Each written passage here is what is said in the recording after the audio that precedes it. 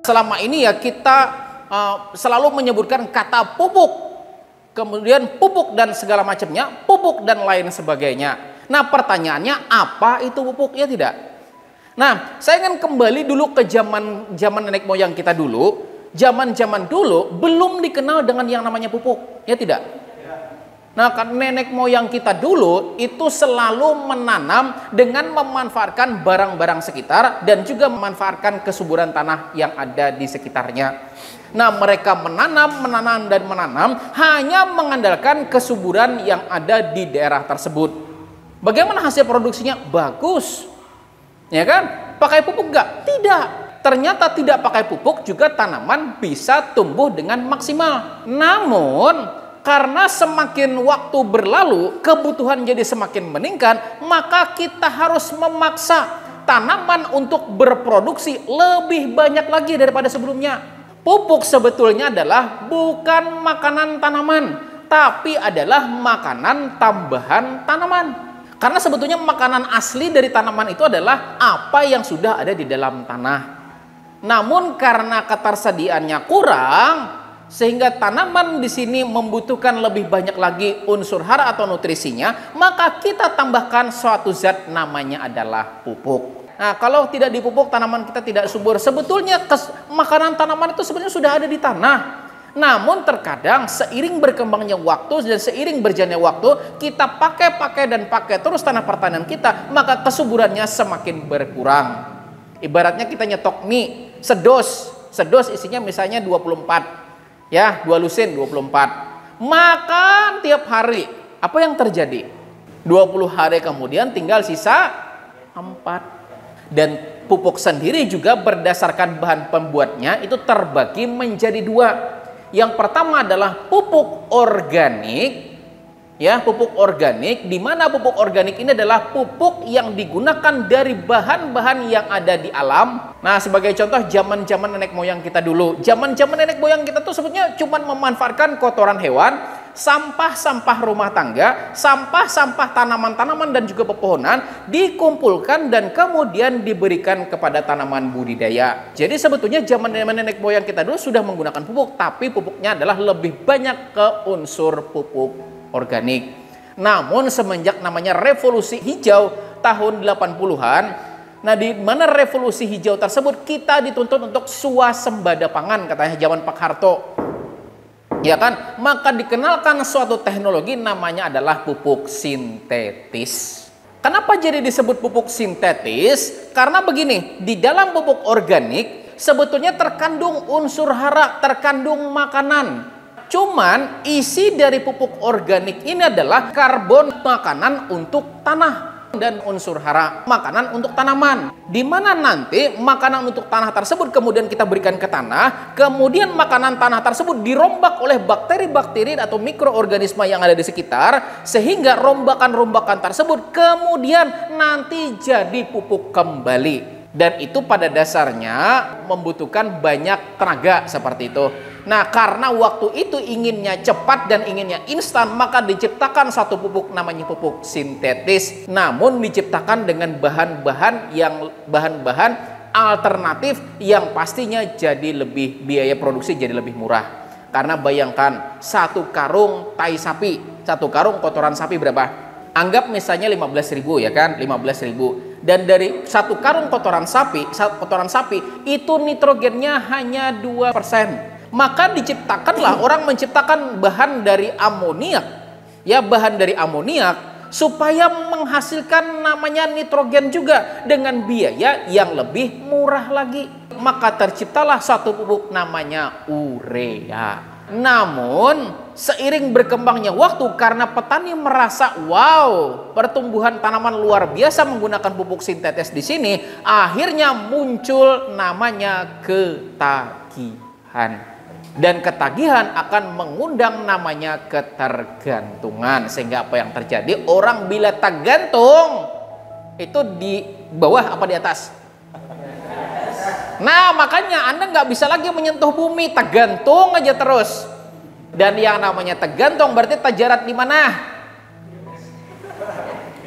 Akhirnya Anda malas bikin, ya tidak? Kemudian juga resiko selanjutnya adalah ketika pupuk sintetis tersebut karena dibuat dari bahan kimia, sehingga terjadi produk sintetis, maka ketika penggunaannya berlebihan justru akan merusak tanah. Sebagai contoh, pupuk namanya urea, tahu urea kan? Warnanya apa? Nah, pupuk urea, tahu tidak Anda bahwa pupuk urea bahan dasarnya adalah amoniak, berumus kimia adalah N dan juga H. Nah, N dan juga H itu membentuk suatu formulasi sehingga tercipta namanya urea. Sementara yang diambil tadi nitrogen, berarti N-nya kah H-nya kah diambil? N. Kalau N diambil, yang tersisa apa? H. H masuk ke tanah, hidrogen masuk ke tanah, semakin banyak hidrogen tertumpuk di tanah, maka akan membuat tanah menjadi semakin asam. Nah, itu kelemahannya lagi. Jadi ketika kita menggunakan pupuk sintetis, ketika ion hidrogen itu semakin menumpuk di tanah, maka yang terjadi tanah akan jadi semakin asam. Dan apa dampaknya ketika tanah semakin asam? Pupuk tidak akan maksimal, mikroba juga mati, tanah juga semakin rusak. Nah, kayak gitu. Jadi itu dasarnya katanya kenapa pupuk kimia itu bikin rusak. Sebetulnya karena di dalam pupuk kimia atau pupuk sintetis yang diambil cuma satu bahan. Setelah bahannya ini diambil, yang bawa ini nggak bisa pulang. Akhirnya dia menginap di lahan Anda. Sementara kalau pupuk organik tidak. Nitrogennya itu kawan-kawan. Nitrogennya sudah dalam bentuk nitrogen karbon. Semakin kita menggunakan pupuk organik, maka ketika tadi kan gini, ketika urea itu kan N dan juga H, ya tidak? N dan H. Nah, kalau pupuk organik itu N dan juga C. Nah, ketika N-nya diambil tersisa apa? C. C ini makanan bakteri. Ya kan? C dimakan oleh bakteri, bakteri semakin berkembang menghasilkan pupuk. Nah, maka apa yang terjadi? Pupuk yang dihasilkan akan semakin menyuburkan tanaman dan juga menyuburkan tanah. Jadi ada namanya NH, ada namanya NC. Kalau pupuk sintetis itu kebanyakannya adalah pasti temannya hidrogen. Kalau pupuk organik itu pasti temannya adalah karbon. Jadi ingat ya di situ kalau ada banyak kadang kita ditanya apakah perbedaannya organik dengan kimia? Ya ada. Itu perbedaannya ya. Kalau pupuk kimia itu pasti didasari dengan ion namanya hidrogen. Kemudian pupuk organik itu pasti diiringi dengan satu ion namanya karbon. Kalau misalnya NH atau nitrogen, N-nya diambil, sisanya H. Hidrogen masuk ke tanah, maka akan mengasamkan tanah, membuat tanah jadi semakin keras, mikroba jadi mati, tanah juga semakin rusak.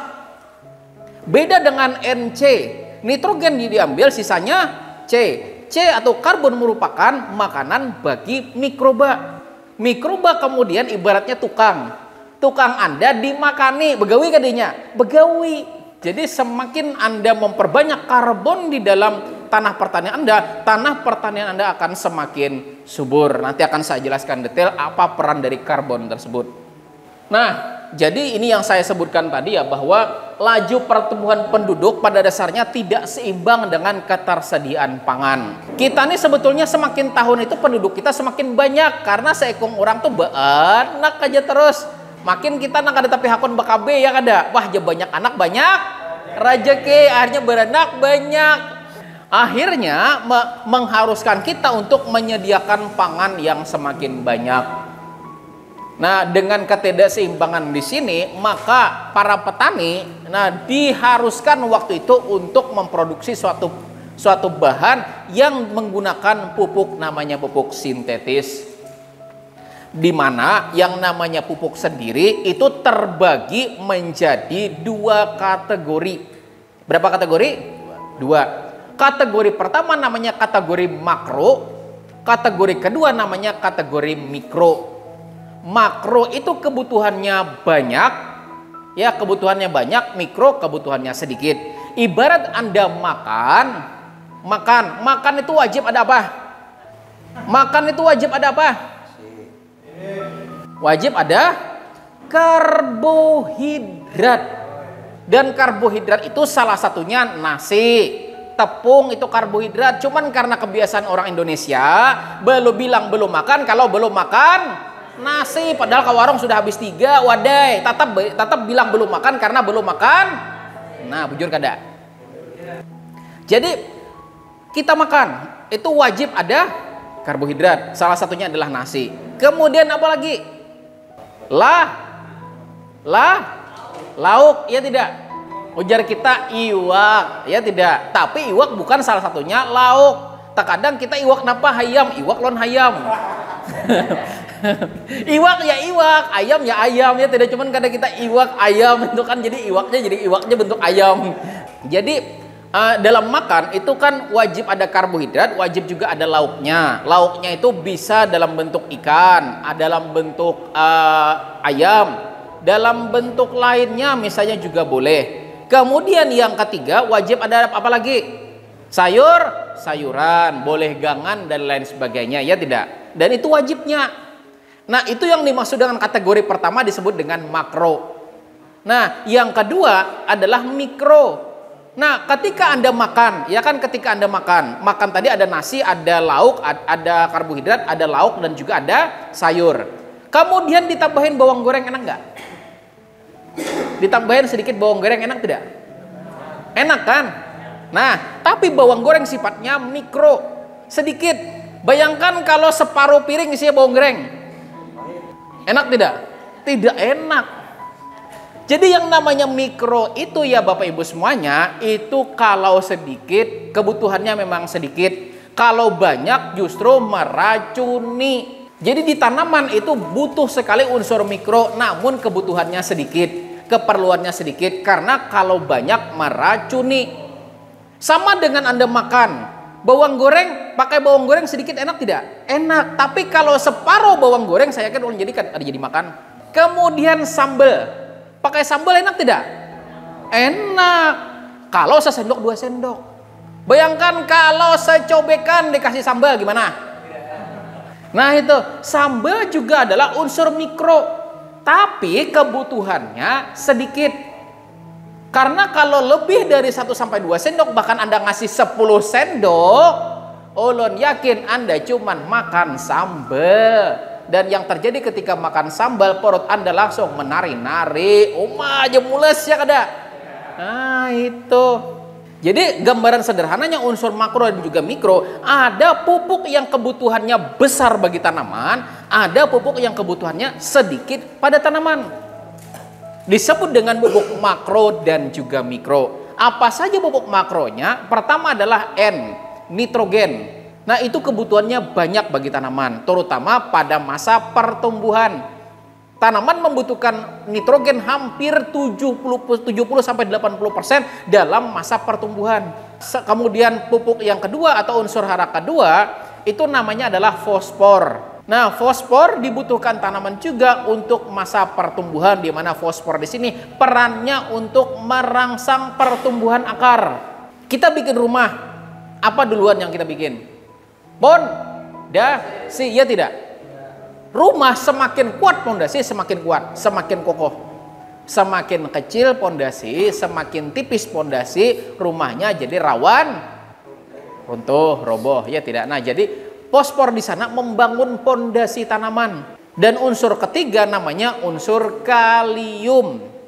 Kalium ini adalah unsur hara yang membantu tanaman untuk lebih kuat, dan pada masa pembungaan yang namanya kalium ini berperan sebagai media transportasi hasil makanan ke seluruh jaringan tanaman. Ibaratnya Anda lagi hajatan, tahu hajatan tidak? Ketika hajatan, lakian di muka apa di belakang? Belakang siapa? Berarti yang masak-masak siapa? Binian, ya tidak? Nah, kemudian ketika Anda selesai baca doa, ngapain setelah itu?